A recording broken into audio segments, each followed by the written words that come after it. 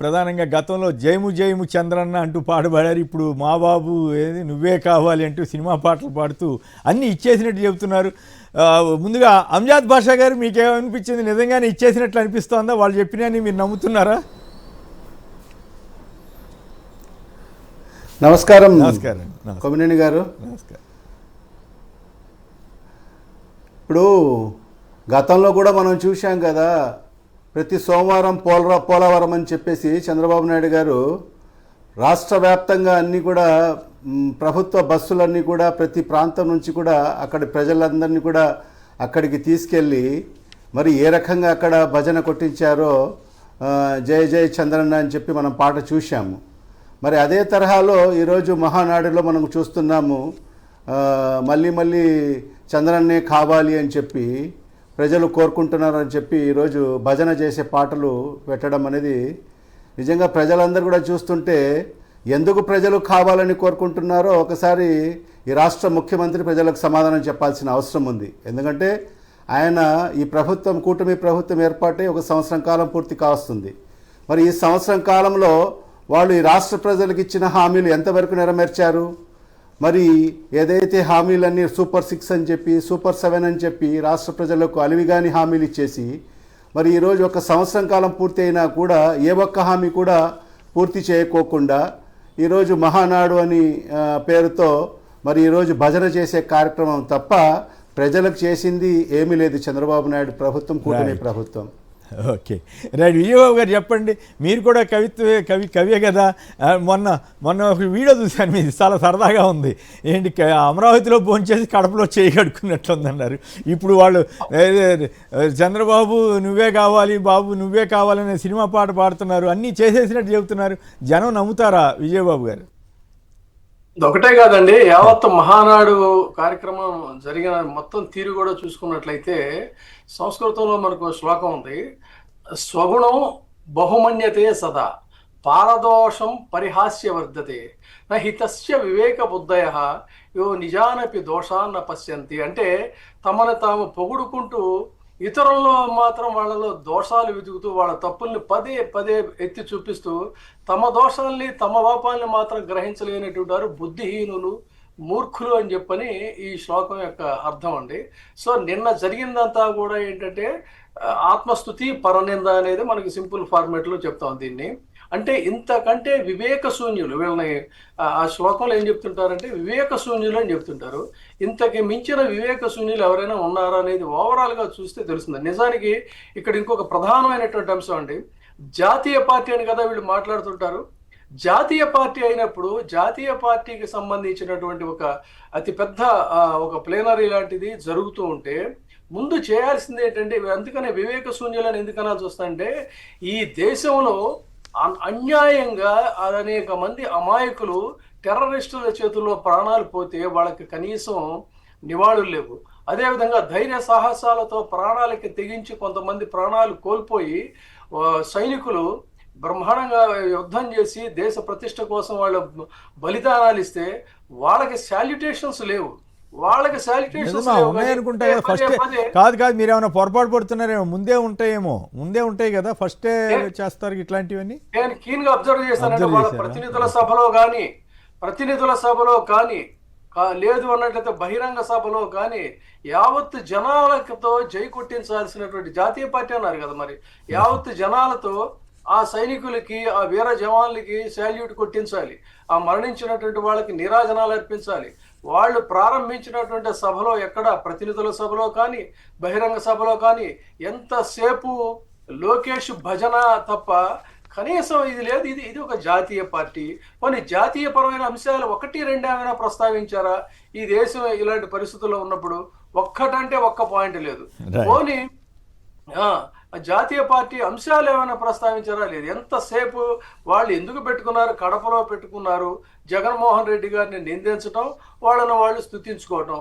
ఆ విషయంలో వరకు వాళ్ళు సక్సీడ్ అయ్యారని చెప్పని అనుకోవాలండి. అదే దానికే పరిమితం తప్ప సో ఎంత ఎంబారాసింగ్ గా ఉంది ఇప్పుడు వాళ్ళు ఆ పాటలు పడుతుంటే అది ఆత్మవంచన. ఆ పాట కాదు, ఆ సినిమా పాట ప్యారడీ చేసి అన్నీ అమలు చేసేసినట్టు చెప్పడం అనేది మరీ విడ్డూరంగా ఉంది కదా. అంటే ఏమాత్రం వాళ్ళు ఎవరు సిగ్గుపట్ల, ఇవేమి అమలు చేయలేదు అయినా కూడా అమలు చేస్తున్నాం చేసేసామని చెప్తున్నాం అనే ఫీలింగ్ వచ్చేటట్టుగా పాటలు రాస్తే ఇక రైట్. అవి ఆసక్తికరమైన వీడియోలు కొన్ని. ఇక వరుసనే కొన్ని వార్తల వారీగా చర్చలోకి వెళదాం. ముందుగా అల్లు అర్జున్ గారికి అభినందనలు తెలపాలి. ఉత్తమ నటుడు అల్లు అర్జున్ గద్దర్ ఫిల్మ్ అవార్డులను ప్రకటించిన జ్యూరీ, అలాగే మరికొందరు కూడా వచ్చింది. అయితే ప్రత్యేకించి అల్లు అర్జున్కి ఆ నేపథ్యం రీత్యా ముందుగా అంజాద్ బాషా గారు అభినందనలు తెలుపుతారా అల్లు అర్జున్ గారికి? డెఫినెట్గా అండి, అల్లు అర్జున్ గారికి ఖచ్చితంగా అభినందన తెలియజేసుకుంటున్నాను. ఎందుకంటే ఒక లెజెండరీ యాక్టరు, మంచి యాక్టరు, ఆయనకు బెస్ట్ అవార్డు రావడం కూడా చాలా సంతోషకరమైన విషయము. నేను మనస్ఫూర్తిగా అల్లు అర్జున్ గారికి అభినందన తెలియజేసుకుంటున్నాను. రైట్. విజయబాబు గారు చెప్పండి, అల్లు అర్జున్ జరిగిన ఘటన, ఇప్పుడు అల్లు అర్జున్కి బెస్ట్ అవార్డు రావటం, మొన్న అల్లు అరవింద్ని వాళ్ళందరినీ బెదిరించిన పరిస్థితి, మళ్ళీ అరవింద్ గారికి కొంత భయపడి తగ్గిన భయం, ఈ పరిణామాలన్నీ చూస్తే మీకేమనిపిస్తుంది? అల్లు అర్జున్ గారికి ఈ అవార్డు రావటాన్ని మీరు హర్షిస్తారా? అవార్డు కంటే కూడానండి, ఎక్కడైతే ఎవరి చేతనైతే అవమానాలు పొందాడో వాళ్ళతోనే తిరిగి సన్మానం అందుకోవటం అనేటువంటిది అది నిజమైనటువంటి సమర్థుల లక్షణం. ఆ విధంగా ఏ ఏ ప్రభుత్వంతో అయితే అనవసరంగా కొన్ని ఎక్కువగా కూడా మాట్లాడారు ఆ సందర్భంలో, అటువంటిది అదే ప్రభుత్వం నుంచి అంటే ప్రతిభ అనేది ఉంటే ఆర్టిఫిషియల్గా ఏదో అంచెలంచెలుగా అట్లా ఎత్తుకొచ్చి షో పుటప్ చేసేటువంటి వాళ్ళు చాలా మంది ఉన్నారు. అలా కాకుండా ప్రత్యేకించి నేను అల్లు అర్జున్ విషయానికి వస్తే చెప్పాల్సింది ఏంటంటే, అతను ఏదో గంగోత్రి అనే సినిమా దగ్గర నుంచి అంచెలంచెలుగా ఒకవైపు తన శరీర సౌష్ఠవాన్ని, శరీర దారుఢ్యాన్ని పెంచుకుంటూ, ఇంకొక వైపు ఏమో యాక్షను, డైలాగ్ డిక్షను, ఇవన్నీ కూడానండి. అంటే ఒక అవకాశాలు అనేవి అందరికీ రాకపోవచ్చు, ఆయనకి వెనకాల ఫాదర్ ఉండొచ్చు, కానీ బట్ స్వీయ ప్రతిభతో అట్లా ప్యాంపర్ చేసి తోసినటువంటి వాళ్ళు కూడా చాలా మంది ఉన్నారు కదా, మనం చూస్తున్నాం. కానీ స్వీయ ప్రతిభతో అతను అంచెలంచెలుగా పైకి వచ్చాడు. డెఫినెట్గా మనస్ఫూర్తిగా నేను సాక్షి ముఖంగా అల్లు అర్జున్కి నేను అభినందనలు తెలియజేస్తాను. అంటే కొంతమంది సరదాగా ఈ సోఫా సీన్లు బాగా పేలాయి, అది కూడా కారణమా?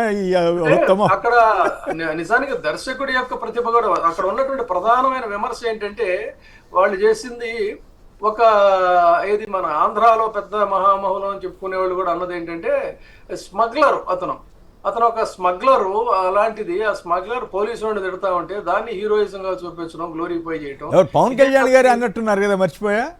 అదే పవన్ కళ్యాణ్ గారు ఇప్పుడు ఎట్లా ఫీల్ అవుతాడు? ఈయనకి వచ్చింది కదా మంచి అవార్డు వచ్చింది కదా, ఉత్తమ అవార్డు. అందుకని ఇప్పుడు ప్రతిభ ఉన్నటువంటి వాళ్ళని ఎవరిని తొక్కేలేరండి. కాకపోతే తాత్కాలికంగా కారు మబ్బులు, అది రాజకీయం కావచ్చు, సినిమా కావచ్చు, ఇంకేదన్నా రంగం కావచ్చు, కానీ ప్రతిభావంతులు ఎప్పుడు కూడా మధ్యంతరం మారుతాండులే.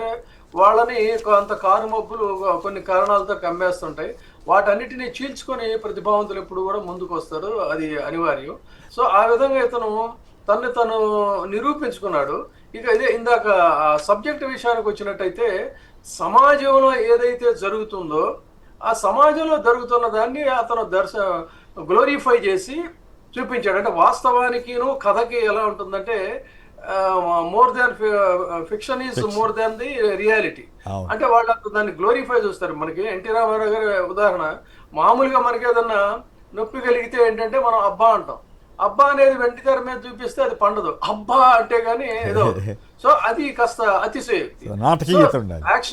యాక్షన్ అంటేనే అతిశయోక్తులతో చూపించడం, దాన్ని ఎక్కువ చేసి చూపించడం. సో వాస్తవంలో జరుగుతున్న దాన్ని చూపించారు. ఈ రోజున ఇందాకే మనం చెప్పుకున్నాం, మళ్ళీ దానికి లింక్ పెడితే, ఏ నటోరియస్ క్రిమినల్స్ అయితే, ఏ పచ్చి అబద్ధాలు తెగబడి మాట్లాడేటువంటి వాళ్ళు నాయకులుగా చలామణి అవుతున్నారు.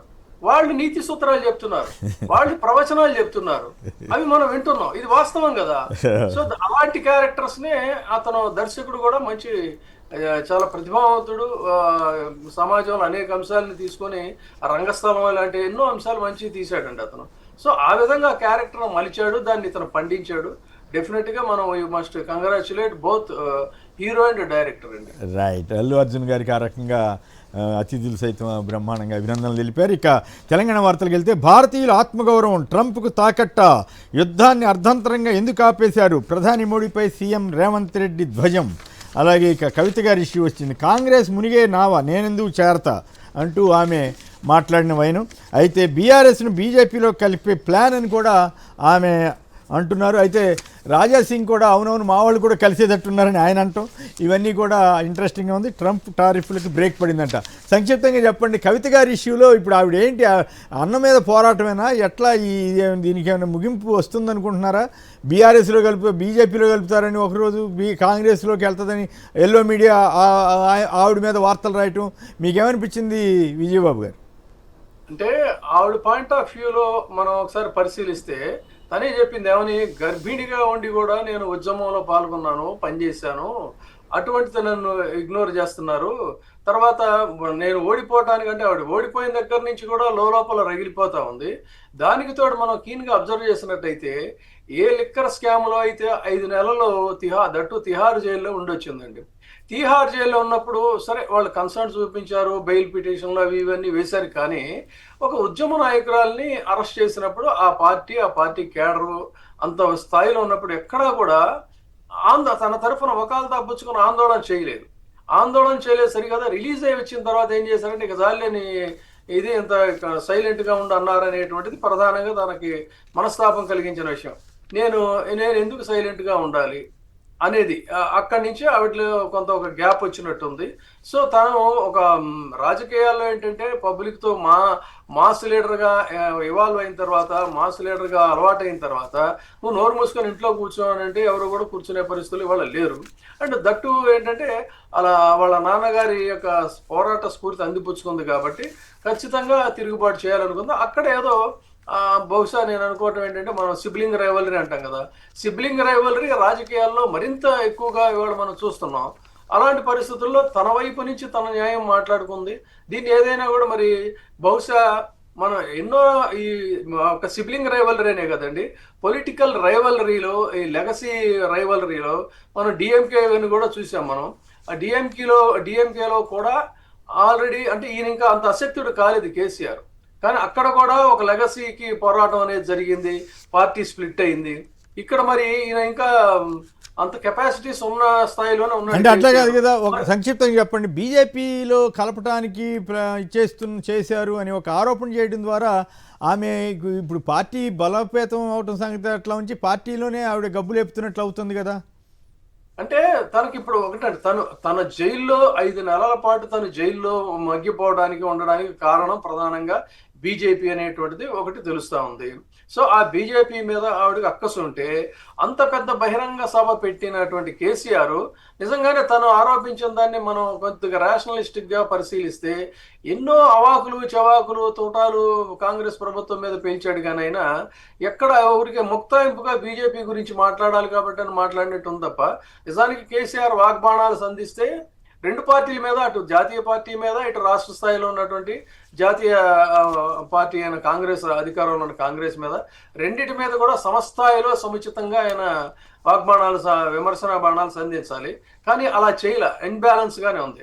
అదే పాయింట్ కవిత ఆవిడ పాయింట్ అవుట్ చేసింది. సో అందులో కూడా కొంత న్యాయం ఉందని చెప్పని అనుకోవాలి మనం. సో ఈ పరిస్థితుల్లో అయితే ఆయన మీకేదో కవిత గారి వ్యవహారంలో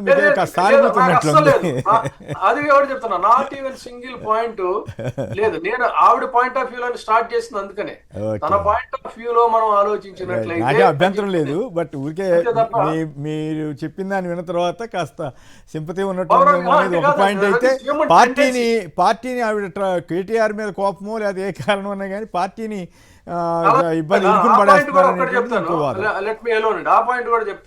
కంప్లీట్ చేయండి, వేరే అంశాలకు వెళ్దాం. విపక్షంలో ఉన్న పార్టీలో ఏమనుకుంటాం అంటే మనం ఇదిగో ఇంకేముంది, ఇంత చీలికలు పేలికలు ఇన్ని గొడవలు ఎన్ని వచ్చినాయి. సరైన సూటబుల్ టైంలో ఆవిడ స్టార్ట్ చేసిన తర్వాత ఏంటంటే బహుశా ఈ అల్లరంతా కూడా వేరేగా అయితే అవుతుంది. కాదన్నట్లయితే ఈ నెగిటివ్ ప్రాపగాండా అనేది మళ్ళీ ఆ పార్టీని కూడా స్ట్రెంగ్తన్ చేసే అవకాశాలు కూడా ఉంటాయండి. ఓ ఫైన్ మార్నింగ్ వాళ్ళు కలిసిపోయారు అనుకోండి, ఏమవుతుంది? ఓ పార్టీ ముందైతే న్యూస్ లోకి వచ్చింది కదా, అసలు స్తబ్దుగా ఉన్నారు అనేటువంటి జోష్గా ఏదో పుంజుకుంటుంది అనుకుంటున్న సమయంలో కవిత లెటర్ బాంబు చాలా సంచలనం అయింది కదా. ఎనీహో మీ అభిప్రాయం నేను గౌరవిస్తున్నాను, బట్ ఆ ఇష్యూస్లోకి ఇప్పుడు మనం ఎక్కువ వెళ్ళలేము, ఎందుకంటే it is too early to comment వాస్తవానికి చెప్పాలంటే. రైట్, ఆవిడ మనసులో అభిప్రాయం ఏముందో కూడా మనం చెప్పలేము. Right, okay. తప్పుడు కేసా కాదా అన్నది మేమే తేలుస్తాం. ఆ విషయం చెప్పాల్సింది పోలీసులు, ప్రభుత్వం కాదు. సీనియర్ ఐపీఎస్ అధికారి పిఎస్ఆర్ కేసులో హైకోర్టు ఘాటు వ్యాఖ్యలు. అయితే ఆ విషయాన్ని వదిలేసి కఠిన షరతులు విధిస్తామన్నారని చెప్పి ఈనాడు వాళ్ళు రాసుకున్నారు. ఏం చేస్తాం? వల్లభనేని వంశీకి వైద్య సాయం అందించండి, పోలీసులకు హైకోర్టు ఆదేశం. సో ముందుగా అంజాద్ బాషా గారు చెప్పండి, ఈ పిఎస్ఆర్ ఆంజనేయులు గారి కేసులో హైకోర్టు చేసిన వ్యాఖ్యలతోటి ఏమన్నా ప్రభుత్వంలో మార్పు వచ్చే అవకాశం ఉంటుందంటారా? ఇట్లాగే అయినా కూడా రెడ్ బుక్ గోళ నిన్న కూడా మహానాడులో కూడా ఆయన ఏదో గొప్ప విషయంలాగా లోకేష్ గారు చెప్పుకుంటున్నారు కదా. పిఎస్ఆర్ ఆంజనేయులు గారికి సంబంధించి కేసులో హైకోర్టు చేసిన వ్యాఖ్యల మీద మీరేమంటారు? నిజంగా ఎంత దారుణం కదండి. ఒక ఐపీఎస్ ఆఫీసర్, ఒక సిన్సియర్ ఆఫీసర్, ఆయన ట్రాక్ రికార్డ్ ఒకసారి చూస్తే ఒక సిన్సియర్ ఆఫీసర్ రామాంజనేయులు గారు, మరి అలాంటి వ్యక్తి మీద ఈరోజు అక్రమ కేసులు బనాయించి ఈరోజు ఆయనకు జైలు పాలు చేయడం అనేది ఎంతవరకు సమంజసమో మరి ఈ రాష్ట్ర ప్రభుత్వం, ఈ రాష్ట్ర ప్రజలకు సమాధానం చెప్పాల్సిన అవసరం ఉంది. అందుకే ఈరోజు కోర్టు కూడా ఘాటైన వ్యాఖ్యలు చేశారు. అది ఏదైతే ఆయన పెట్టిన కేసులు ఏదైతే అక్రమ కేసులని చెప్పి ప్రభుత్వం కాదు చెప్పాల్సింది, మేము చెప్పాలని చెప్పి ఈరోజు హైకోర్టు మరి ప్రభుత్వం మీద ఈరోజు ఘాటైన వ్యాఖ్యలు చేయడం జరిగింది. కానీ ఈ ప్రభుత్వంలో మార్పు వస్తుందని నేనైతే భావించడం లేదు. ఎందుకంటే ఈరోజు చూస్తుంటే ఈ ప్రభుత్వం వచ్చిన నాటి నుంచి కూడా ఈరోజు రెడ్ బుక్ రాజ్యం నడుస్తుంది. మరి కేవలం వాళ్ళు వైఎస్ఆర్ కాంగ్రెస్ పార్టీ నాయకులు టార్గెట్, వైఎస్ఆర్ కాంగ్రెస్ పార్టీ సానుభూతి పరులు, మరి అదేవిధంగా అధికారులను కూడా కొందరు టార్గెట్ పెట్టుకొని లోకేష్ తన పాదయాత్రలు చెప్పినట్టుగా నేను రెడ్ బుక్ పెట్టాను, రెడ్ బుక్లో నేను పేర్లంది కూడా నమోదు చేస్తాను, మా ప్రభుత్వం అధికారంలోకి వచ్చిన తర్వాత ఖచ్చితంగా వాళ్ళ భర్తం పడతానని చెప్పి ఏదైతే మాట చెప్పాడో, మరి అదే తరహాలో ఈరోజు అధికారంలోకి వచ్చిన తర్వాత మరి ఈరోజు దేశవ్యాప్తంగా డాక్టర్ బాబాసాహెబ్ అంబేద్కర్ గారు రచించిన రాజ్యాంగం నడుస్తుంటే మన రాష్ట్రంలో మాత్రము లోకేష్ రెడ్ బుక్ పరిపాలన కొనసాగుతుంది. కేవలం కక్ష సాధింపు చర్యలే. ఈ రైట్, విజయబాబు గారు మీరేమంటారు? జత్వానీ కేసు సంబంధించి హైకోర్టు చేసిన వ్యాఖ్యలు పిఎస్ఆర్ ఆంజనేయులు గారికి రిలీఫ్ వచ్చే అవకాశం కనపడుతోందా?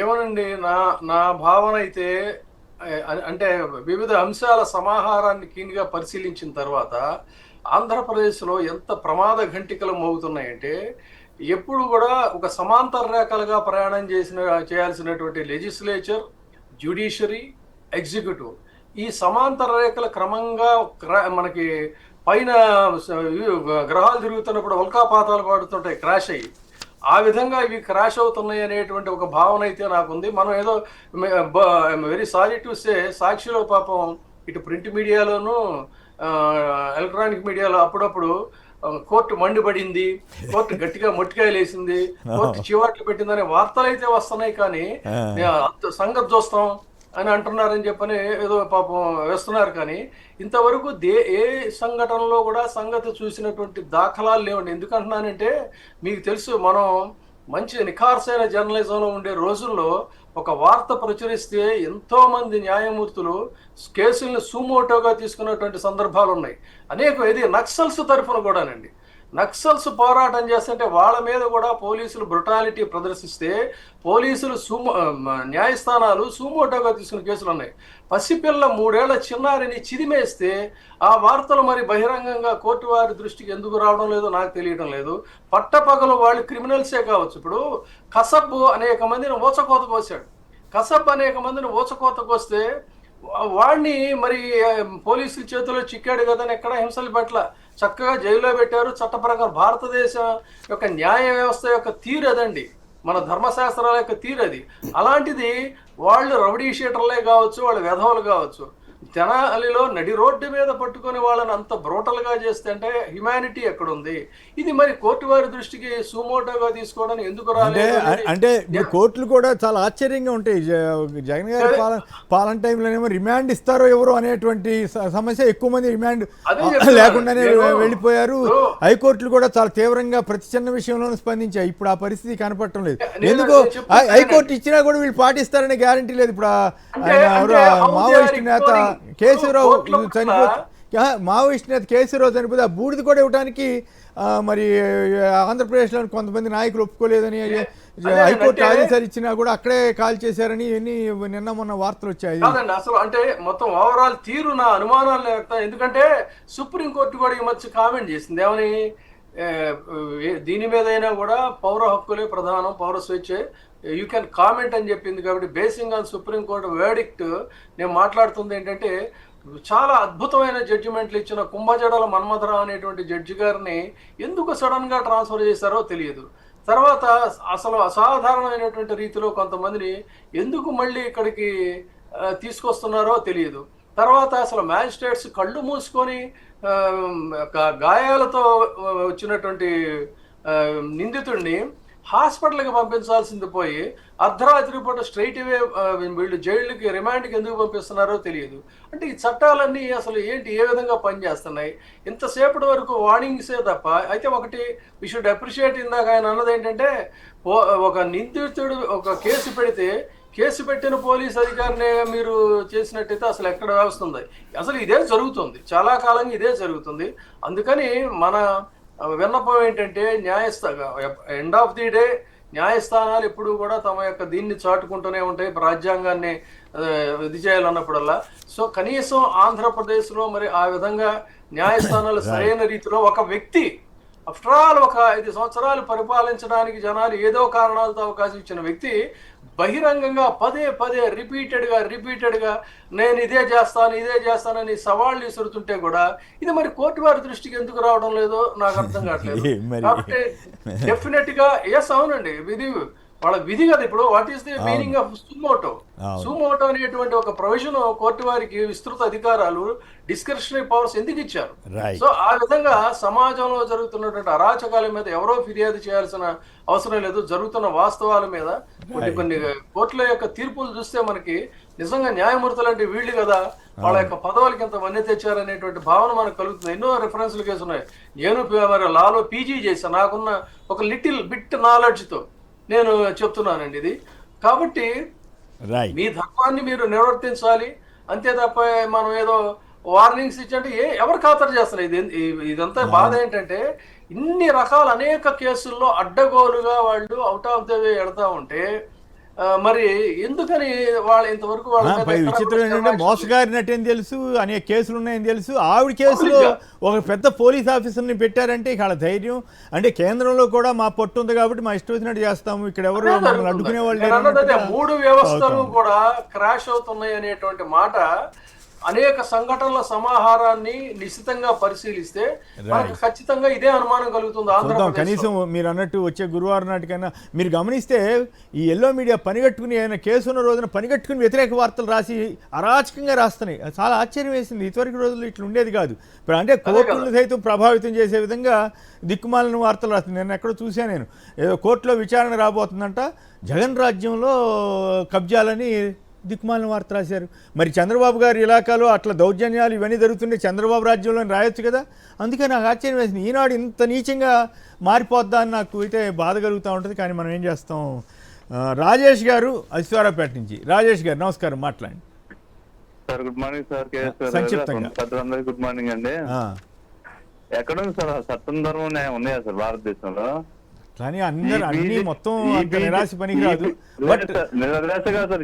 ఈ బీజేపీ గవర్నమెంట్ వచ్చిన తర్వాత భారతదేశంలో చట్టం, ధర్మం, న్యాయం ఉన్నాయా? ఎక్కడ సార్? రాష్ట్రపతి కూడా ఆడదే కదా సార్. ఎంతమంది చిన్న చిన్న పిల్లల నాశనం అయిపోతుంటే రాష్ట్రపతి కూడా ఒక మాట మాట్లాడలేకపోతే ఎందుకు సార్ రాష్ట్రపతి అవసరం తప్పు తప్పు అట్లా మాట్లాడమని దయచేసి. రైట్, తప్పది. మనం రాష్ట్రపతి గారిని గౌరవించాలి, మహిళ అయినందుకు కూడా సంతోషపడాలి. రైట్, సీఎం అపాయింట్మెంట్ ఇవ్వట్లేదు, మొత్తం 20,000 కోట్ల బకాయిలుంటే 10% ఇచ్చారు. ఏంటి అంజాద్ బాషా గారు, గవర్నమెంట్లో మరి గతంలో సీఎం జగన్ గారి మీద, మీ మీద, అందరి మీద విమర్శలు చేసేవారు కదా, ఇప్పుడు ఉద్యోగ సంఘాల వాళ్ళకి బకాయిలు ఇవ్వట్లేదు, అపాయింట్మెంట్ కూడా ఇవ్వట్లేదంట, నిజమేనా? నిజంగా ఈరోజే చూశానండి, అలా పిఎస్సి జేఏసీ చైర్మన్ గారు మాట్లాడుతూ, బప్పరాజు గారు మాట్లాడుతూ, మరి సీఎం అపాయింట్మెంట్ కూడా మాకు దొరకడం లేదు, ఎక్కడ కూడా పిఎస్సి గురించి కానీ ఐఆర్ గురించి కానీ ఎక్కడ కూడా ప్రస్తావించడం లేదు. 20,000 కోట్ల రూపాయల అప్పులు ఉంటే దాంట్లో 10% మాత్రమే మాకు ఇచ్చారు అని మొదటిసారిగా ప్రభుత్వం మీద మాట్లాడడం జరిగింది. మరి ఇవాళ నేను అదే ప్రభుత్వ ఉద్యోగులందరూ కూడా గతంలో జగన్మోహన్ రెడ్డి గారు మరి మొదటిగా ప్రభుత్వం ఏర్పాటు అవుతేనే మరి ఆ రోజు ఐఆర్ 27% ఆ రోజు ప్రకటించడం జరిగింది. మరి అన్ని విధాలుగా ఉద్యోగస్తులందరికీ కూడా అన్ని మంచి కార్యక్రమాలు చేయడం జరిగింది. కానీ జగన్మోహన్ రెడ్డి గారి ప్రభుత్వం మీద మరి ఏ రకంగా కక్ష కట్టారో అందరూ కూడా మనందరికీ కూడా తెలిసిన విషయం. వాళ్ళందరూ కూడా కోరుకున్నారు చంద్రబాబు నాయుడు గారు వస్తే మాకు అన్ని విధాలుగా మేలు జరుగుతుందని చెప్పి మరి ఉద్యోగస్తులందరూ కూడా కోరుకోవడం జరిగింది. మరి అదే తరహాలో ఈరోజు కూటమి ప్రభుత్వం అధికారంలోకి వచ్చి 1 సంవత్సరం కాలం పూర్తవుతుంది. మరి ఈ సంవత్సరం కాలంలో మరి ఏనాడైనా ఈరోజు మన ముఖ్యమంత్రి గారు ఉద్యోగస్తుల గురించి ఎక్కడైనా మాట్లాడారా? మరి పిఆర్సీ గురించి కానీ ఐఆర్ గురించి కానీ మరి వాళ్లకు 4 డిఏలు బకాయిలు ఉన్నాయి.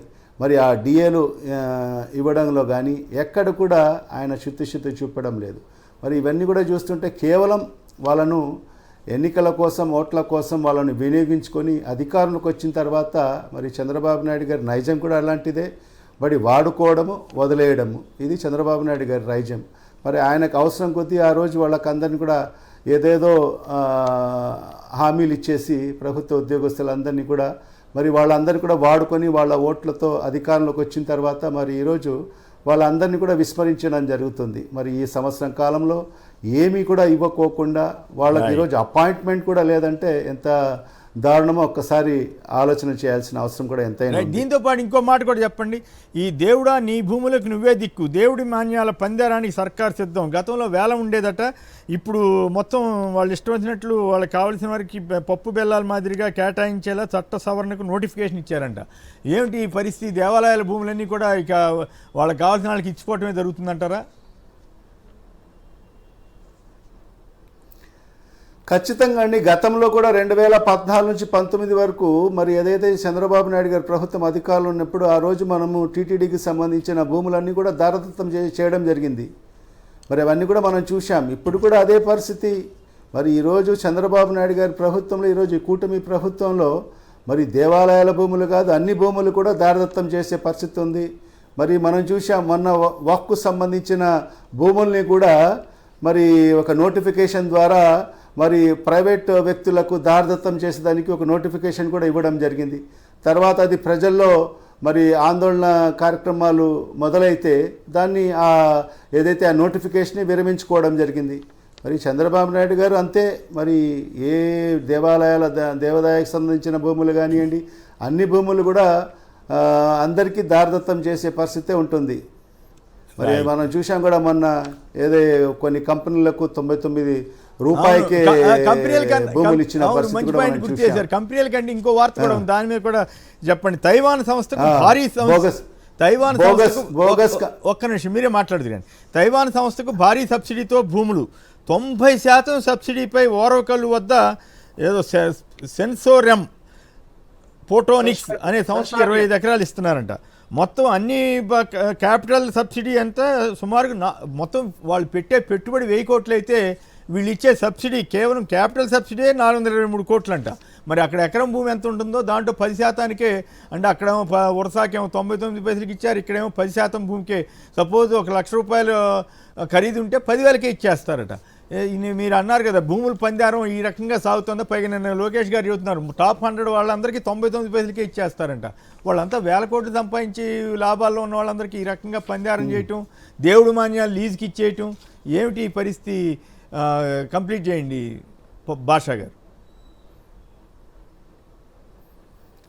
అదే అండి, ఇప్పుడు వాళ్లకు ఉర్సా లాంటి కంపెనీలకు 99 పైసలకే భూములు అప్పచెప్పే కార్యక్రమము, మరి వాళ్ళకు నచ్చిన ఎవరైతే ఉంటారో వాళ్ళకి అందరికి కూడా దారదత్తం చేసే పరిస్థితే మరి ఈరోజు ఈ ప్రభుత్వంలో మనకు స్పష్టంగా కనిపిస్తుంది. ఎక్కడ కూడా ప్రభుత్వానికి మేలు జరిగేటట్టుగా, మరి ప్రభుత్వానికి ఏదైతే ఉపయోగపడే విధంగా ప్రజలకు ఉపయోగపడే కంపెనీలు ఏదైనా తీసుకురావడము, మరి ఇవన్నీ కాదు, కేవలం ఏదో ఆ ఉర్సా కంపెనీ ఈ మధ్య కాలంలోనే ఒక అపార్ట్మెంట్లో రిజిస్టర్ అయిన కంపెనీని తీసుకొచ్చి మరి వేల కోట్లకు సంబంధించిన భూముల్ని దారదత్త చేయడము, మరి కేవలం వాళ్ళ అనుయాయులకు మాత్రమే మరి ఈ దారదత్త చేసే కార్యక్రమం మరి ఈ కూటమి ప్రభుత్వంలో చంద్రబాబు నాయుడు గారి సారథ్యంలో జరుగుతుందని చెప్పి కూడా తెలియజేసుకుంటున్నాను. రైట్, విజయబాబు గారు చెప్పండి, నిజంగానే 1000 కోట్లు పెట్టుబడి దానికి 500 కోట్లు సుమారుగా, మరి ఆ భూమి విలువ ఎంతో నాకు ఐడియా లేదు, అవన్నీ కలిపితే 500 కోట్లు రాయితీలు ఏంటి? ఈ గోల ఏందండి? ఆయన పైగా అదేమంటే టాప్ 100 కంపెనీస్కి అన్నిటికీ మేము 99 పైసలకి ఇస్తాం ధైర్యంగా చెప్పటం ఏమిటి? అసలు ఇట్లా జరగచ్చు? అసలు ప్రజాస్వామ్యం కానీ పేద ప్రజలకేమో వాళ్ళకి భూములు సమీకరిస్తారంట వాళ్ళ ఇష్టం వచ్చినట్లు, పెద్దవాళ్ళకేమో ఇట్లా ఇచ్చేస్తారట. ఇది కరెక్ట్ పద్ధతి అయినా, పరిశ్రమలు రావద్దని ఎవ్వరూ చెప్పం, కానీ ఈ రకంగా ఇస్తేనే బ్రాండ్ ఇమేజ్ అంతా చంద్రబాబు బ్రాండ్ చూసే వచ్చేస్తారని చెప్పిన వాళ్ళు ఇట్లా ఎందుకు పందారం చేయాల్సి వస్తుందంటారు? దానికంటే ముందు ఇందా మీరు ప్రస్తావించిన దేవాదాయ భూములండి, మొత్తం రాష్ట్రంలో 87,000 ఎకరాల దేవాదాయ భూములుంటే ఆ 87,000 ఎకరాల భూముల్లో మెయిన్ సిటీస్లో కోటాను కోట్ల రూపాయలు విలువ చేసే భూములన్నింటినీ కూడా ధారాదత్తం చేస్తున్న పరిస్థితి. నిన్న ఈనాడులో ఒక ఆసక్తికరమైనటువంటి ఇది వచ్చింది.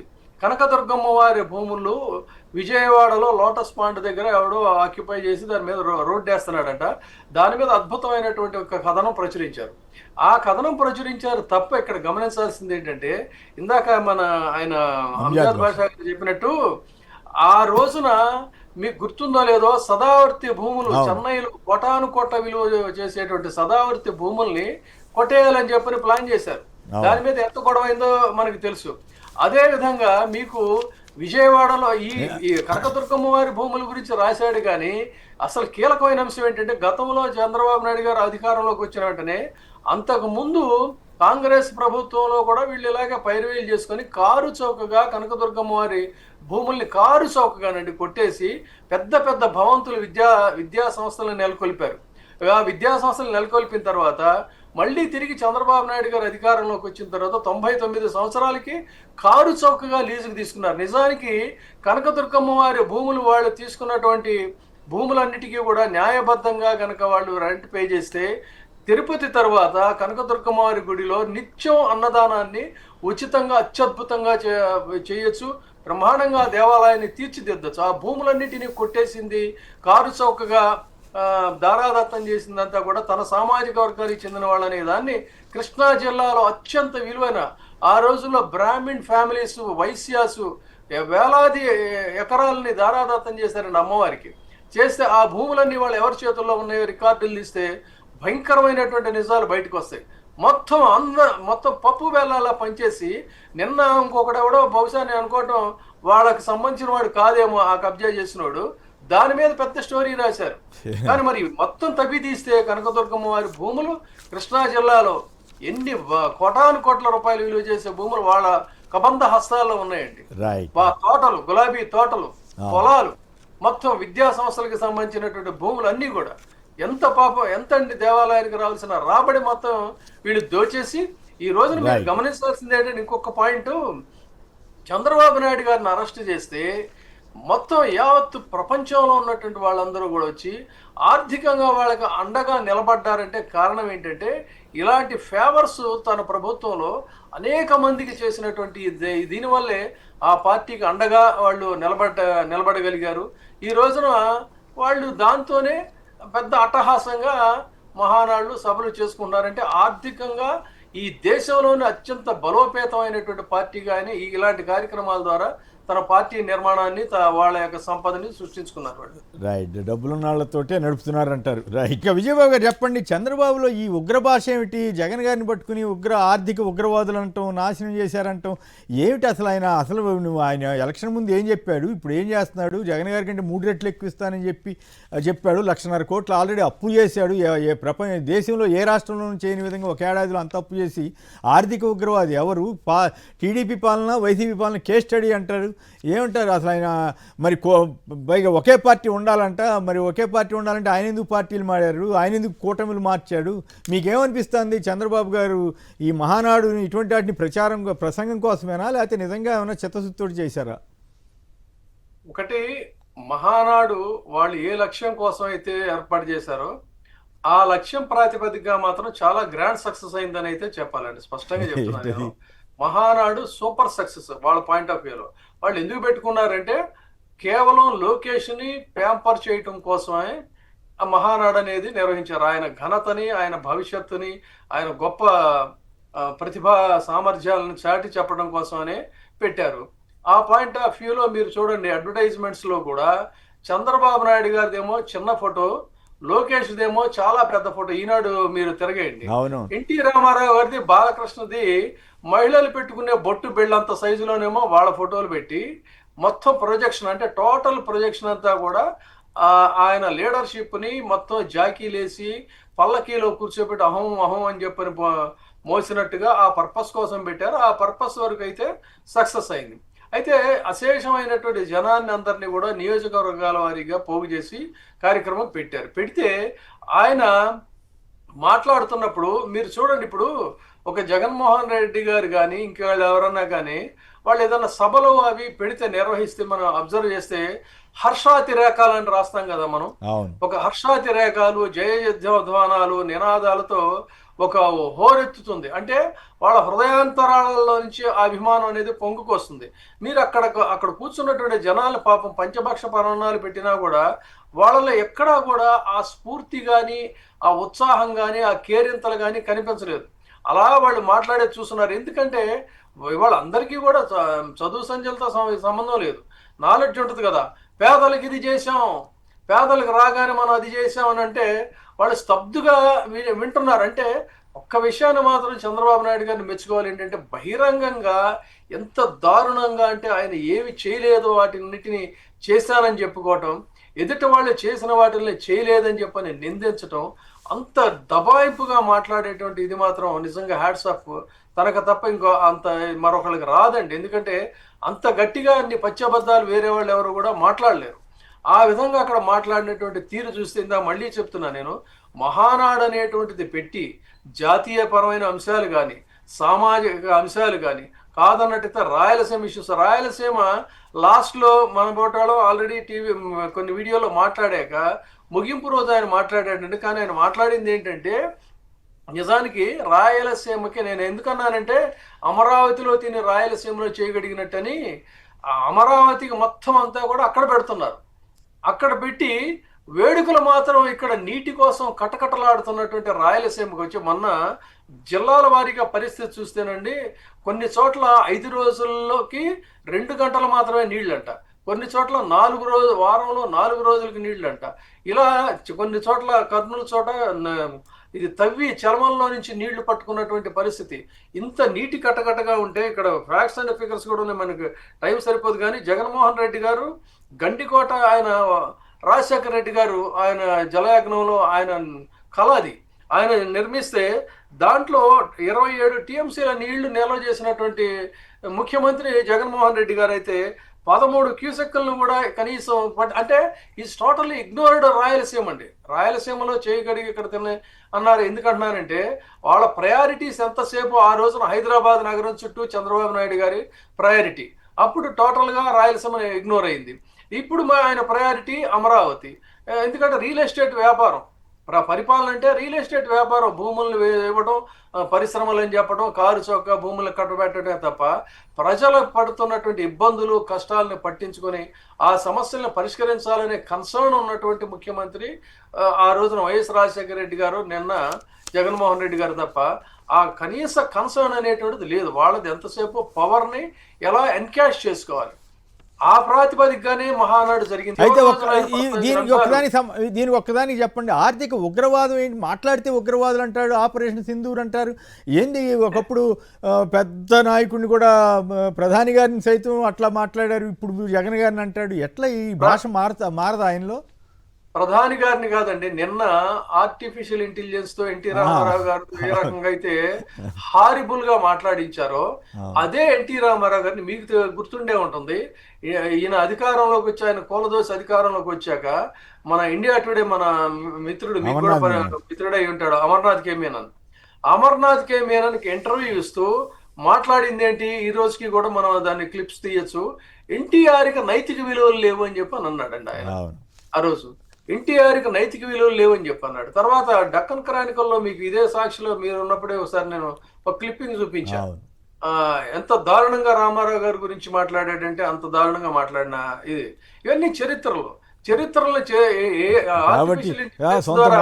మోడీ గారిని జగన్ గారిని అంటాం పెద్ద విశేషం కాదంటారు అట్లయితే. అంతే కదా. అడ్డగోలు ఇప్పుడు 1.49 లక్షల కోట్ల అప్పు దేనికోసం చేసావు, ఎవరికి ఖర్చు పెట్టావు, ఎంతమంది సంక్షేమ కార్యక్రమాలు ఎంతమందికి బెనిఫిట్ అయింది అనే మాట చెప్తే ఎవరు ఆర్థిక ఉగ్రవాది అనేటువంటిది చెప్పగానే చెప్పచ్చు అంటే తెలుస్తుంది. Right, okay. వెంకట్రావు గారు ప్రతిపాడు. వెంకట్రావు నమస్కారం, మాట్లాడండి సంక్షిప్తంగా. అక్కడ పెద్దలు అందరికీ అది కాదండి, అక్కడ ఇంటి పెట్టారండి. అసలు మహానాడు ఏం జరిగిందండి? అసలు ఏమి జరగలేదండి అక్కడ. ఏం జరగలేదా? అన్ని అబద్ధాలు మాట్లాడుతున్నారండి, అంతే, ఏమి లేదు. జనం కూడా అబద్ధాలు అంటే రుచిగా ఫీల్ అయ్యారు కదా జనం. కాదండి, ఇప్పుడు చంద్రబాబు నాయుడు గారు అది చేస్తానండి చెప్పేటండి. చేసేసామని చెబుతున్నారు కాదు, మహానాడు పెట్టి చేసేసామంటున్నారు. సంతృప్తి ఇంకా చెవుల్లో పూలు ఎట్టండి ఎలాగానండి. ఇంకా క్యాబేజీ పూల అంటే ఆంధ్ర అది గొర్రెల కింద చూస్తాడమ్మా అంతే. అంతేనా? రైట్. అంజాద్ భాషా గారు చెప్పండి, ఏమిటి ఉగ్ర భాష మాట్లాడతారు జగన్ గారి మీద, కేస్ స్టడీ అంటారు. ఇంతకీ మహానాడు ఫ్లాపా సక్సెస్సా? నిజంగా ఇప్పుడే విజయబాబు గారు చెప్పినట్టుగా ఒక రకంగా వాళ్ళు ఏదైతే చెప్పుకున్నట్టుగా ఏదైతే ఏ పర్పస్ కోసం వాళ్ళు మహానాడు అనేది ఏర్పాటు చేసుకున్నారో, ఏదైతే లోకేష్ని ప్రమోట్ చేసుకోవాలి అనే ఆలోచనతో ఏదైతే ఈ మహానాడుని పూర్తిగా వినియోగించుకోవడం జరిగింది, దాంట్లో వచ్చిన ఎవరైతే ప్రసంగాలు చేసిన ప్రతి ఒక్కరు కూడా మరి లోకేష్ని ప్రసన్నం చేయడం దాంట్లో మరి వాళ్ళందరూ కూడా పోటీ పడి లోకేష్ని ప్రశంసలు అందుకున్నారు. మరి ఆ దాంట్లో వాళ్ళు సక్సెస్ అయ్యారు. కానీ పూర్తిగా ఏదైతే ఈ రాష్ట్ర పరంగా వాళ్ళు ఎందుకు ఈ మహానాడు నిర్వహించారనేది ఈ రాష్ట్ర ప్రజలకందరికీ కూడా తెలియని పరిస్థితి. మరి ఈ సంవత్సరం కాలంలో ఈ రాష్ట్రానికి ఏం చేశారు, ఈ రాష్ట్ర ప్రజలకు ఏం చేశారు, ఎన్నికల ముందు వాళ్ళు ఇచ్చిన హామీలు ఎంతవరకు నెరవేర్చారు అనేది ఎక్కడ కూడా ప్రస్తావన లేదు. కేవలం మేము చంద్రబాబు నాయుడు గారి ఆఖరి ప్రసంగం మనం చూశాము. ఆ ప్రసంగంలో ఈ సంవత్సరం కాలంలో నేను అన్ని సంక్షేమ పథకాలు అందించేశాను, అన్ని అభివృద్ధి కార్యక్రమాలు చేసేసానని చెప్పి ఎంత నిక్కచ్చిగా నిస్సిగ్గుగా అసత్యాలు మాట్లాడుతున్నారంటే నిజంగా చంద్రబాబు నాయుడికే సాటది, వేరే వాళ్ళు ఎవరు మాట్లాడలేరు. ఎందుకంటే ఆయన ఈ సంవత్సరం కాలంలో ఏదైతే ఇచ్చిన హామీలు ఏ ఒక్క హామీ కూడా నెరవేర్చలేదు. సూపర్ 6 అని చెప్పాడు, సూపర్ 7 అని చెప్పారు. మరి ఆ హామీలు ఏది ఒక్క హామీ అంటే ఒక్క హామీ కూడా నెరవేర్చలేదు. ఈరోజు మహిళలకు మోసం చేశాడు, రైతులకు మోసం చేశారు. మీరు ఆర్థిక ఉగ్రవాదులు ఇస్తారని చెప్పాడు. భాషా గారు, మీరు ఆర్థిక ఉగ్రవాదులు ఎవరు ఆర్థిక ఉగ్రవాదులు ఎవరు అనేది లేదా అది కాదు. కొమ్మినేని గారు ఇప్పుడు ఆయన చెప్పింది కరెక్ట్ అండి. కేస్ స్టడీ అయితే ఈ రాష్ట్ర ప్రజలందరూ కూడా చేయాల్సిన అవసరం ఎంతైనా ఉంది. ఎందుకంటే గతంలో జగన్మోహన్ రెడ్డి గారి ప్రభుత్వము ఒక కేస్ స్టడీ, మరి ఇప్పుడు ఈ సంవత్సరం కాలంలో చంద్రబాబు నాయుడు గారి పరిపాలన, ఈ రెండు కూడా ఖచ్చితంగా కేస్ స్టడీ ఈ రాష్ట్ర ప్రజలు చేయాల్సిన అవసరం ఉంది. ఎందుకంటే గతంలో జగన్మోహన్ రెడ్డి గారు మరి ఏదైతే ఆయన ప్రజలకు ఇచ్చిన హామీలన్నీ కూడా కష్టకాలంలో కూడా ఏదైతే కోవిడ్ కష్టకాలంలో కూడా ఒక క్యాలెండర్ పెట్టి సంక్షేమ పథకాలకు సంబంధించి ఫలానా నెలలో ఫలానా రోజున ఈ సంక్షేమ పథకం మీకు అందుతుందని చెప్పి ఒక క్యాలెండర్ పెట్టి మరి ఆ క్యాలెండర్ ప్రకారంగా సంక్షేమ పథకాలు అందించడం జరిగింది. మరి అదేవిధంగా ఈరోజు చంద్రబాబు నాయుడు గారు పరిస్థితి ఏ విధంగా ఉంది? ఒక సంక్షేమ పథకన్నా ఇప్పటి వరకు అందించాడా? మరి గతంలో జగన్మోహన్ రెడ్డి గారు మరి రాష్ట్రానికి రావాల్సిన ఆదాయం రాకపోయినా కూడా, రాష్ట్ర ఆర్థిక పరిస్థితులు బాగలేకపోయినా కూడా, నేను ఈ రాష్ట్ర ప్రజలకు మాట ఇచ్చాను, ఖచ్చితంగా అది నెరవేర్చాలి, ఎన్ని కష్టాలైనా ఎన్ని నష్టాలైనా ఓర్చుకొని ఈ రాష్ట్ర ప్రజలకు నేను ఇచ్చిన మాట నెరవేర్చుకోవాలని ఒక చిత్తశుద్ధితో మరి ఆ రోజు జగన్మోహన్ రెడ్డి గారు మరి ప్రజలకందరికీ మేలు చేసిన వ్యక్తి. మరి నేను ఒకటే సూటిగా ప్రశ్నిస్తున్నాను తెలుగుదేశం పార్టీ నాయకులకు. మరి ఆ రోజు జగన్మోహన్ రెడ్డి గారు మరి డీబీటీ ద్వారా మరి డైరెక్ట్గా బటన్ నొక్కి వాళ్ళ అకౌంట్లో జమ చేయడం జరిగింది. మరి 2,75,000 కోట్ల రూపాయలు డైరెక్ట్గా వాళ్ళ అకౌంట్లో జమ చేయడం జరిగింది.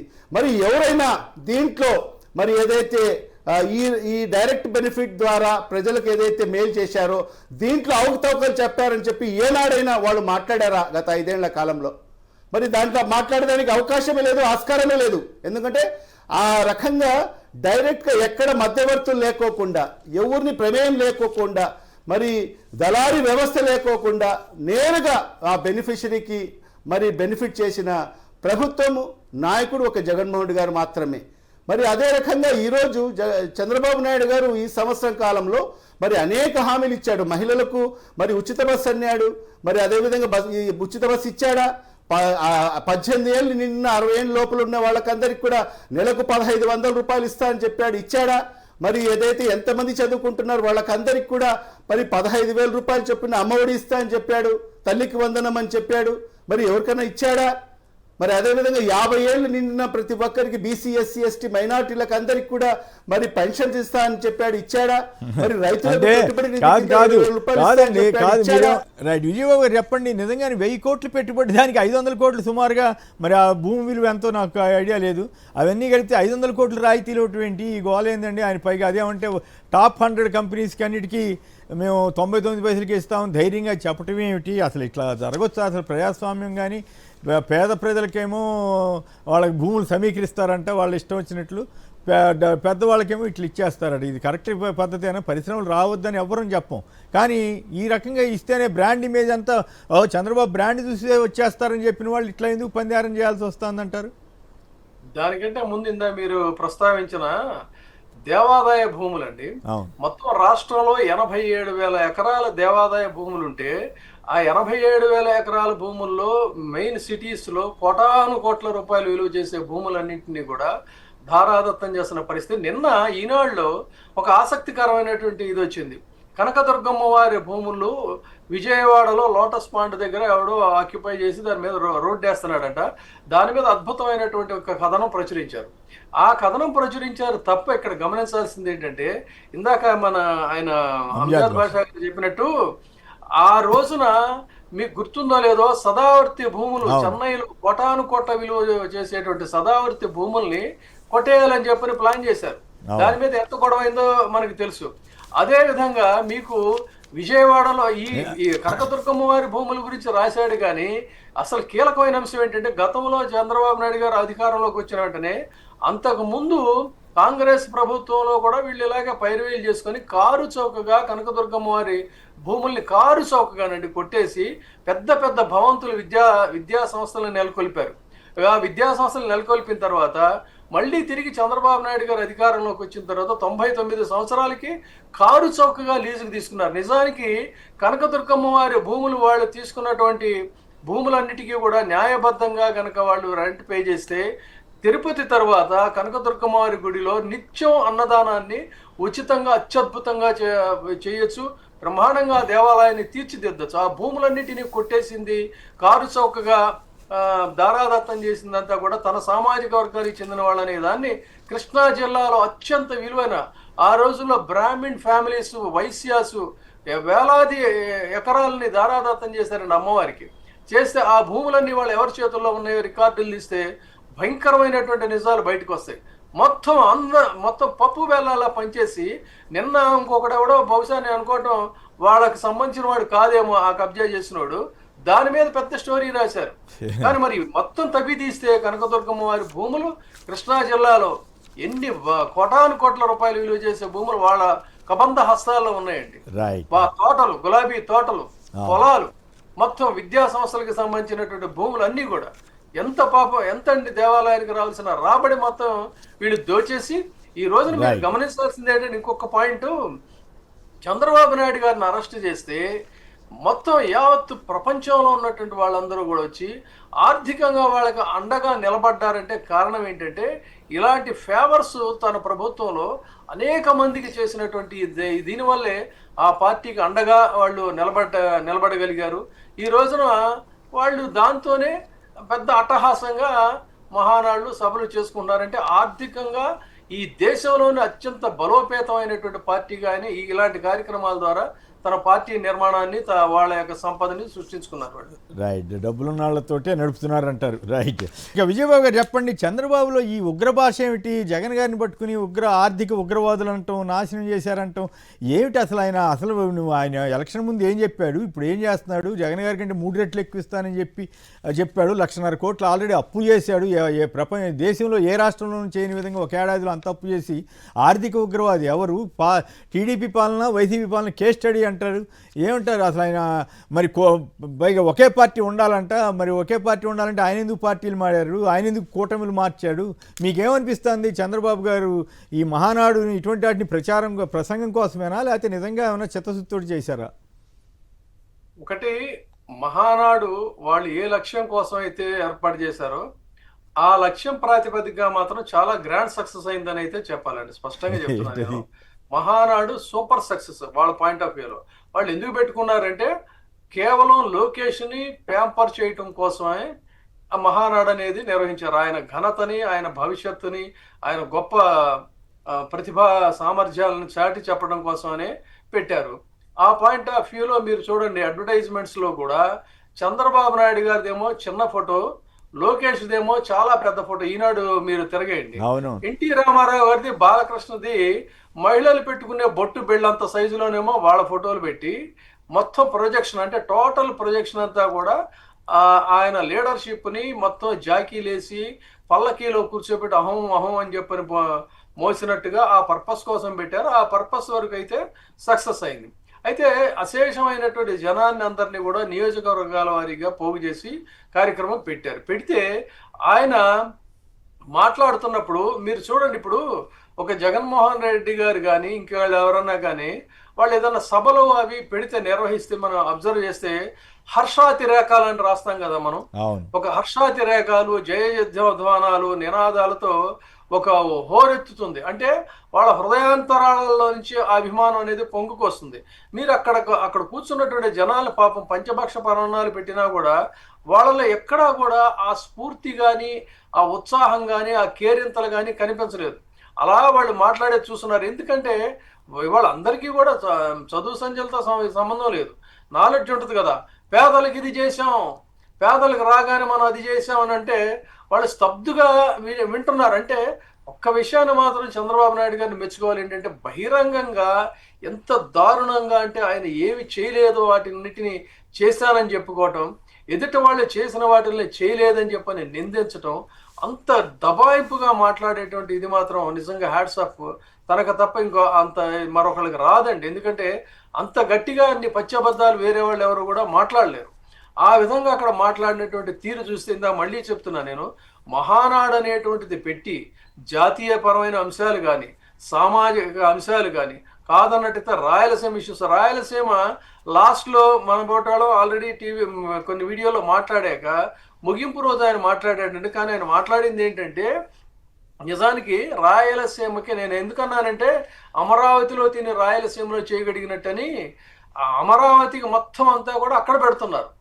అక్కడ పెట్టి వేడుకలు మాత్రం ఇక్కడ నీటి కోసం కటకటలాడుతున్నటువంటి రాయలసీమకు వచ్చి మొన్న జిల్లాల వారీగా పరిస్థితి చూస్తేనండి, కొన్ని చోట్ల 5 రోజుల్లోకి 2 గంటలు మాత్రమే నీళ్ళంట, కొన్ని చోట్ల వారంలో 4 రోజులకి నీళ్ళంట. ఇలా కొన్ని చోట్ల కర్నూలు చోట ఇది తవ్వి చలమల్లో నుంచి నీళ్లు పట్టుకున్నటువంటి పరిస్థితి. ఇంత నీటి కటకటగా ఉంటే ఇక్కడ ఫ్యాక్ట్స్ అండ్ ఫిగర్స్ కూడా ఉన్నాయి, మనకు టైం సరిపోదు. కానీ జగన్మోహన్ రెడ్డి గారు గండికోట, ఆయన రాజశేఖర రెడ్డి గారు ఆయన జలయజ్ఞంలో ఆయన కళది ఆయన నిర్మిస్తే దాంట్లో 27 టీఎంసీల నీళ్లు నిల్వ చేసినటువంటి ముఖ్యమంత్రి జగన్మోహన్ రెడ్డి గారు అయితే 13 క్యూసెక్కులను కూడా కనీసం అంటే ఈజ్ టోటల్లీ ఇగ్నోర్డ్ రాయలసీమ అండి. రాయలసీమలో చేయగలిగి ఇక్కడ తినే అన్నారు. ఎందుకంటున్నారంటే వాళ్ళ ప్రయారిటీస్ ఎంతసేపు ఆ రోజున హైదరాబాద్ నగరం చుట్టూ చంద్రబాబు నాయుడు గారి ప్రయారిటీ, అప్పుడు టోటల్గా రాయలసీమ ఇగ్నోర్ అయింది. ఇప్పుడు ఆయన ప్రయారిటీ అమరావతి. ఎందుకంటే రియల్ ఎస్టేట్ వ్యాపారం, పరిపాలన అంటే రియల్ ఎస్టేట్ వ్యాపారం, భూములను ఇవ్వడం, పరిశ్రమలు అని చెప్పడం, కారు చౌక భూములు కట్టబెట్టడమే తప్ప ప్రజలు పడుతున్నటువంటి ఇబ్బందులు కష్టాలను పట్టించుకొని ఆ సమస్యలను పరిష్కరించాలనే కన్సర్న్ ఉన్నటువంటి ముఖ్యమంత్రి ఆ రోజున వైఎస్ రాజశేఖర రెడ్డి గారు, నిన్న జగన్మోహన్ రెడ్డి గారు తప్ప ఆ కనీస కన్సర్న్ అనేటువంటిది లేదు. వాళ్ళది ఎంతసేపు పవర్ని ఎలా ఎన్కాష్ చేసుకోవాలి ఆ ప్రాతిపదికగానే మహానాడు జరిగింది తప్ప అక్కడ అంశాలని మాత్రం ఎక్కడ ప్రస్తావించలేదు. అయితే దీనికి ఒక్కదానికి చెప్పండి, ఆర్థిక ఉగ్రవాదం ఏంటి? మాట్లాడితే ఉగ్రవాదులు అంటాడు, ఆపరేషన్ సింధూర్ అంటారు. ఏంది ఒకప్పుడు పెద్ద నాయకుడిని కూడా ప్రధాని గారిని సైతం అట్లా మాట్లాడారు, ఇప్పుడు జగన్ గారిని అంటాడు. ఎట్లా ఈ భాష మారదా ఆయనలో? ప్రధాని గారిని కాదండి, నిన్న ఆర్టిఫిషియల్ ఇంటెలిజెన్స్ తో ఎన్టీ రామారావు గారు ఏ రకంగా అయితే హారిబుల్ గా మాట్లాడించారో అదే ఎన్టీ రామారావు గారిని మీకు గుర్తుండే ఉంటుంది. ఈయన అధికారంలోకి వచ్చి, ఆయన కోలదోసి అధికారంలోకి వచ్చాక మన ఇండియా టుడే మన మిత్రుడు, మీకు కూడా మిత్రుడై ఉంటాడు, అమర్నాథ్ కే మీనన్. అమర్నాథ్ కే మీనన్కి ఇంటర్వ్యూ ఇస్తూ మాట్లాడింది ఏంటి, ఈ రోజుకి కూడా మనం దాన్ని క్లిప్స్ తీయచ్చు. ఎన్టీఆర్కి నైతిక విలువలు లేవు అని చెప్పి అని అన్నాడండి ఆయన ఆ రోజు. ఎన్టీఆర్కి నైతిక విలువలు లేవని చెప్పి అన్నాడు. తర్వాత డక్కన్ క్రానికల్లో మీకు ఇదే సాక్షిలో మీరు ఉన్నప్పుడే ఒకసారి నేను ఒక క్లిప్పింగ్ చూపించాను. ఎంత దారుణంగా రామారావు గారి గురించి మాట్లాడాడంటే అంత దారుణంగా మాట్లాడిన ఇది. ఇవన్నీ చరిత్రలో మోడీ గారిని జగన్ గారిని అంటూ పెద్ద విశేషం కాదంటారు. అట్లయితే అంతే కదా. అడ్డగా ఇప్పుడు 1.49 లక్షల కోట్ల అప్పు దేనికోసం చేసావు, ఎవరికి ఖర్చు పెట్టావు, ఎంతమంది సంక్షేమ కార్యక్రమాలు ఎంతమందికి బెనిఫిట్ అయింది అనే మాట చెప్తే ఎవరు ఆర్థిక ఉగ్రవాది అనేటువంటిది చెప్పగానే చెప్పచ్చు అండి, తెలుస్తుంది. Right, okay. వెంకట్రావు గారు ప్రతిపాడు. వెంకట్రావు నమస్కారం, మాట్లాడండి సంక్షిప్తంగా. అక్కడ పెద్దలు అందరికీ అది కాదండి, అక్కడ ఇంటి పెట్టారండి. అసలు మహానాడు ఏం జరిగిందండి, అసలు ఏమి జరగలేదండి. అక్కడ ఏం జరగలేదా? అన్ని అబద్ధాలు మాట్లాడుతున్నారండి, అంటే ఏమి లేదు. జనం కూడా అబద్ధాలు అంటే రుచిగా ఫీల్ అయ్యారు కదా జనం. కాదండి, ఇప్పుడు చంద్రబాబు నాయుడు గారు అది చేస్తానండి చెప్పేటండి, చేసేసామని చెబుతున్నారు. కాదు, మహానాడు పెట్టి చేసేసామంటున్నారు, సంతృప్తి ప్రజలు ఇంకా చెవుల్లో పూలు ఎక్కడండి ఎలాగానండి. ఇంకా క్యాబేజీ పూల అంతేనా? Right right. రామకృష్ణారెడ్డి గారు కడప నుంచి. రామకృష్ణారెడ్డి గారు నమస్కారం, మాట్లాడండి. నమస్కారం అండి. మేము చూసామండి నిన్న మహానాడు, కానీ ఇక్కడ ఏదో ఖాళీ కూర్చొని కడితే కానీ కడపలో చాలా జనాలు వచ్చారండి. ఓకే, చాలా జనాలు వచ్చారు. కాకపోతే చంద్రబాబు నాయుడు గారు మాట్లాడడం బాగాలేదా? ఆయన నా ఇంటికి కూడా పీకలేరని నేను చెప్పాలి కదా. మన జగన్ గారు అన్నట్టు నా ఇంటికి కూడా పీకలేదని జగన్ గారు ఉన్నారు కదా. చంద్రబాబు నాయుడు కూడా చెప్పాల్సింది, నా ఇంటికి కూడా పీకలేరు. ఆ భాష రావడం లేదండి. ఓహో, మీరు అర్థమైంది. మీరు మారు పేరు పెట్టుకుని పిచ్చివాగుడు వాడడానికి మీరు వచ్చారనే సంగతి నాకు అర్థమవుతోంది. వాగండి, నాకేం అభ్యంతరం లేదు. అర్థవంతంగా మాట్లాడండి. ఆర్థిక ఉగ్రవాదని నీ దేశ ప్రధాని అన్నప్పుడు మీకు సమ్మగా ఉందా? ఇప్పుడు జగన్ గారిని అన్నప్పుడు బాగుందా అని అన్నట్టే కదా. మీ భాష, మీ భావం అర్థమైంది. సరే, మీ ఇష్టం. మీరు మీ అభిప్రాయాలు మర్యాదగా చెప్పడం తప్పు కాదు, కానీ పిచ్చివాడు వాగితే మీకే నష్టం. అంటే మీ దగ్గర సమాచారం లేదు, మీ దగ్గర వాదన పటిమ లేదు, మీ దగ్గర మీరు ఫలానా చేసామని చెప్పుకోలేని దౌర్భాగ్య పరిస్థితిలో మీరు ఇట్లా మాట్లాడుతున్నారు అనుకోవాలి. మీరు హేతుబద్ధంగా మేము ఫలానా చేసామని చెప్పుకుంటే మర్యాదగా ఉంటుంది. రైట్. అంజాద్ బాషా గారు చెప్పండి, ఏమిటి ఉగ్ర భాష మాట్లాడతారు జగన్ గారి మీద, కేస్ స్టడీ అంటారు. ఇంతకీ మహానాడు ఫ్లాపా సక్సెస్సా? నిజంగా ఇప్పుడే విజయబాబు గారు చెప్పినట్టుగా ఒక రకంగా వాళ్ళు ఏదైతే చెప్పుకున్నట్టుగా ఏదైతే ఏ పర్పస్ కోసం వాళ్ళు మహానాడు అనేది ఏర్పాటు చేసుకున్నారో, ఏదైతే లోకేష్ని ప్రమోట్ చేసుకోవాలి అనే ఆలోచనతో ఏదైతే ఈ మహానాడుని పూర్తిగా వినియోగించుకోవడం జరిగింది, దాంట్లో వచ్చిన ఎవరైతే ప్రసంగాలు చేసిన ప్రతి ఒక్కరు కూడా మరి లోకేష్ని ప్రసన్నం చేయడం దాంట్లో మరి వాళ్ళందరూ కూడా పోటీ పడి లోకేష్ని ప్రశంసలు అందుకున్నారు. మరి ఆ దాంట్లో వాళ్ళు సక్సెస్ అయ్యారు. కానీ పూర్తిగా ఏదైతే ఈ రాష్ట్ర పరంగా వాళ్ళు ఎందుకు ఈ మహానాడు నిర్వహించారనేది ఈ రాష్ట్ర ప్రజలకందరికీ కూడా తెలియని పరిస్థితి. మరి ఈ సంవత్సరం కాలంలో ఈ రాష్ట్రానికి ఏం చేశారు, ఈ రాష్ట్ర ప్రజలకు ఏం చేశారు, ఎన్నికల ముందు వాళ్ళు ఇచ్చిన హామీలు ఎంతవరకు నెరవేర్చారు అనేది ఎక్కడ కూడా ప్రస్తావన లేదు. కేవలం మేము చంద్రబాబు నాయుడు గారి ఆఖరి ప్రసంగం మనం చూశాము. ఆ ప్రసంగంలో ఈ సంవత్సరం కాలంలో నేను అన్ని సంక్షేమ పథకాలు అందించేశాను, అన్ని అభివృద్ధి కార్యక్రమాలు చేసేసానని చెప్పి ఎంత నిక్కచ్చిగా నిస్సిగ్గుగా అసత్యాలు మాట్లాడుతున్నారంటే నిజంగా చంద్రబాబు నాయుడికే సాటేది, వేరే వాళ్ళు ఎవరు మాట్లాడలేరు. ఎందుకంటే ఆయన ఈ సంవత్సరం కాలంలో ఏదైతే ఇచ్చిన హామీలు ఏ ఒక్క హామీ కూడా నెరవేర్చలేదు. సూపర్ 6 అని చెప్పాడు, సూపర్ 7 అని చెప్పారు. మరి ఆ హామీలు ఏది ఒక్క హామీ అంటే ఒక్క హామీ కూడా నెరవేర్చలేదు. ఈరోజు మహిళలకు మోసం చేశాడు, రైతులకు మోసం చేశాడు, మీరు ధ్వంసం చేశారు, మీరు ఆర్థిక ఉగ్రవాదులు అంటున్నాడు కదా ఆయన. ఇస్తారని చెప్పాడు. భాషా గారు, మీరు ఆర్థిక ఉగ్రవాదులు ఎవరు ఆర్థిక ఉగ్రవాదులు ఎవరు అనేది లేదా అది కాదు. కొమ్మినేని గారు ఇప్పుడు ఆయన చెప్పింది కరెక్ట్ అండి. కేస్ స్టడీ అయితే ఈ రాష్ట్ర ప్రజలందరూ కూడా చేయాల్సిన అవసరం ఎంతైనా ఉంది. ఎందుకంటే గతంలో జగన్మోహన్ రెడ్డి గారి ప్రభుత్వము ఒక కేస్ స్టడీ, మరి ఇప్పుడు ఈ సంవత్సరం కాలంలో చంద్రబాబు నాయుడు గారి పరిపాలన, ఈ రెండు కూడా ఖచ్చితంగా కేస్ స్టడీ ఈ రాష్ట్ర ప్రజలు చేయాల్సిన అవసరం ఉంది. ఎందుకంటే గతంలో జగన్మోహన్ రెడ్డి గారు మరి ఏదైతే ఆయన ప్రజలకు ఇచ్చిన హామీలన్నీ కూడా కష్టకాలంలో కూడా, ఏదైతే కోవిడ్ కష్టకాలంలో కూడా ఒక క్యాలెండర్ పెట్టి సంక్షేమ పథకాలకు సంబంధించి ఫలానా నెలలో ఫలానా రోజున ఈ సంక్షేమ పథకం మీకు అందుతుందని చెప్పి ఒక క్యాలెండర్ పెట్టి మరి ఆ క్యాలెండర్ ప్రకారంగా సంక్షేమ పథకాలు అందించడం జరిగింది. మరి అదేవిధంగా ఈరోజు చంద్రబాబు నాయుడు గారు పరిస్థితి ఏ విధంగా ఉంది? ఒక సంక్షేమ పథకన్నా ఇప్పటి వరకు అందించాడా? మరి గతంలో జగన్మోహన్ రెడ్డి గారు మరి రాష్ట్రానికి రావాల్సిన ఆదాయం రాకపోయినా కూడా, రాష్ట్ర ఆర్థిక పరిస్థితులు బాగలేకపోయినా కూడా నేను ఈ రాష్ట్ర ప్రజలకు మాట ఇచ్చాను, ఖచ్చితంగా అది నెరవేర్చాలి, ఎన్ని కష్టాలైనా ఎన్ని నష్టాలైనా ఓర్చుకొని ఈ రాష్ట్ర ప్రజలకు నేను ఇచ్చిన మాట నెరవేర్చుకోవాలని ఒక చిత్తశుద్ధితో మరి ఆ రోజు జగన్మోహన్ రెడ్డి గారు మరి ప్రజలకందరికీ మేలు చేసిన వ్యక్తి. మరి నేను ఒకటే సూటిగా ప్రశ్నిస్తున్నాను తెలుగుదేశం పార్టీ నాయకులకు. మరి ఆ రోజు జగన్మోహన్ రెడ్డి గారు మరి డీబీటీ ద్వారా మరి డైరెక్ట్గా బటన్ నొక్కి వాళ్ళ అకౌంట్లో జమ చేయడం జరిగింది. మరి 2,75,000 కోట్ల రూపాయలు డైరెక్ట్గా వాళ్ళ అకౌంట్లో జమ చేయడం జరిగింది. మరి ఎవరైనా దీంట్లో మరి ఏదైతే ఈ డైరెక్ట్ బెనిఫిట్ ద్వారా ప్రజలకు ఏదైతే మేలు చేశారో దీంట్లో అవకతవకలు చెప్పారని చెప్పి ఏనాడైనా వాళ్ళు మాట్లాడారా గత 5 ఏళ్ల కాలంలో? మరి దాంట్లో మాట్లాడడానికి అవకాశమే లేదు, ఆస్కారమే లేదు. ఎందుకంటే ఆ రకంగా డైరెక్ట్గా ఎక్కడ మధ్యవర్తులు లేకోకుండా, ఎవరిని ప్రమేయం లేకోకుండా, మరి దళారీ వ్యవస్థ లేకోకుండా నేరుగా ఆ బెనిఫిషరీకి మరి బెనిఫిట్ చేసిన ప్రభుత్వము నాయకుడు ఒక జగన్మోహన్ రెడ్డి గారు మాత్రమే.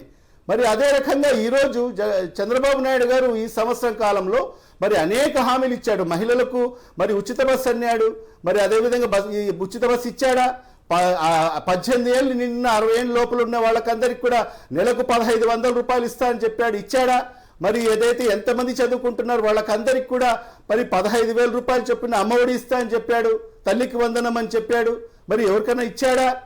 మరి అదేవిధంగా 50 ఏళ్ళు నిండిన ప్రతి ఒక్కరికి బీసీ ఎస్సీ ఎస్టీ మైనార్టీలకు అందరికి కూడా మరి పెన్షన్ ఇస్తా అని చెప్పాడు, ఇచ్చాడా? మరి రైతులకు అన్ని అమలు చేసి చేశాం కాబట్టి కాదు ఆయన అన్ని అమలు చేసి జగన్ గారు అమలు చేసి ప్రభుత్వం ఫెయిల్ అయినట్లుగా పార్టీ విషయంలో కొంత క్యాడర్ అసంతృప్తి ఇవన్నీ పక్కన పెడితే అన్నీ అమలు చేసి ప్రభుత్వాన్ని సక్సెస్ఫుల్గా నడిపి ప్రజలని మరి ఆదరణ ఆ స్థాయిలో పొందలేకపోవటం, 40% ఓట్లు వచ్చి ఉండదు, కానీ సీట్లు రాకుండా పోయినాయి కదా. మరి ప్రజలకి ఇంకా 3 రెట్లు ఎక్కువ చేస్తానని చెప్పి అది మోసం చేసినట్లా, అబద్ధం చెప్పినట్లా చెప్పి ఇప్పుడు ఆయన డబ్బా ఇస్తున్నాడు కదా, నేను బాగా చేస్తానని చెబుతున్నారు కదా. మరి ప్రజలు ఎటువైపు ఉంటారు అనేది పాయింట్. ఇప్పుడు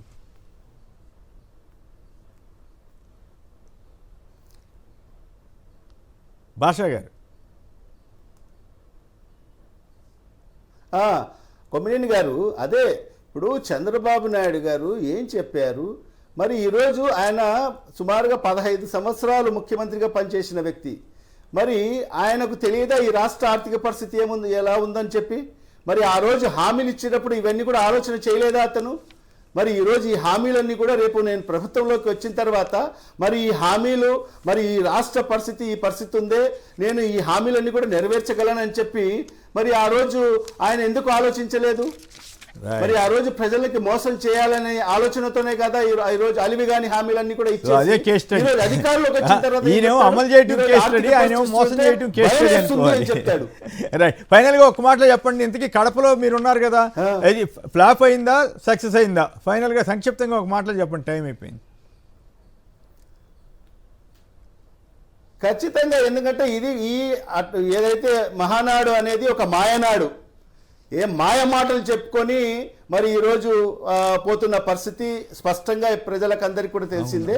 మరి ఎక్కడ కూడా ప్రజాదరణ కరువు అయిపోయింది, ఎక్కడ కూడా ప్రజలు దానికి ఎవరు కూడా సొంత కార్యకర్తలే దాన్ని ఎవరు కూడా మరి ఆయన ప్రసంగాల్ని వినే పరిస్థితి లేదు. ఎందుకంటే ఆయన సోది విని విని ఎప్పుడు కూడా అదే సోది, మరి ఆ సోది వినేదాని కోసం వాళ్ళ కార్యకర్తలే సుముఖంగా లేరు, అందరు కూడా బయటికి వచ్చేసిన పరిస్థితి మనకు స్పష్టంగా కనిపిస్తుంది. ఎక్కడ కూడా మరి ఆ 3 రోజులు ఏదైతే మహానాడు జరిగిందో ఆ 3 రోజులు కూడా ప్రజాదరణ కరువైంది.